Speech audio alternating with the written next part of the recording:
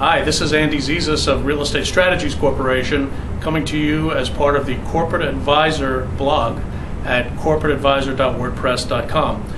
I want to talk to you today about broker greed and stupidity. In a recent transaction where I was involved, we attempted to show our client a suburban office building. Now, I should let you know that this office building is located in a part of central New Jersey where there's millions and millions of square feet of available space.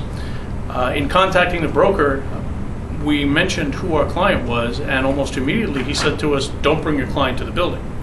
And I scratched my head and I was very confused about that, because this was a 15 or 20,000 square foot client, pretty strong company, solid financials, in a market where those tenants don't exist too often. I was pretty upset, and I was confused as to what was really going on, so I did some digging. Lo and behold, I find out that the agent for the building I was attempting to take my client to was also the agent for the building where my client was coming from. And I got a call from his colleague who said, "Hey, by the way, I understand we're going to be renewing you in this building." I said, "No, I don't think that's true." And he says to me, "Well, I know you just have to go out into the marketplace because that's what you got to do, but we know that the tenant's going to renew." The interesting part was the tenant probably won't renew.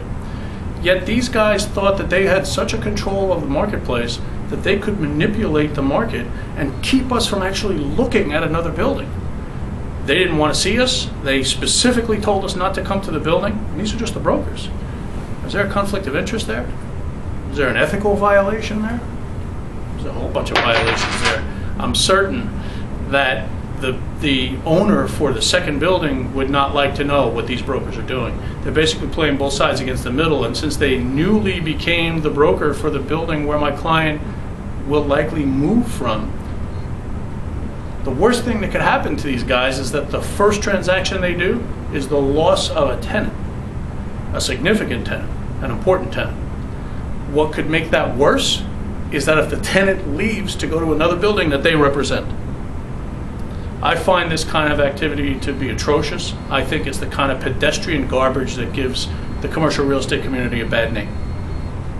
I'm curious to get your opinion.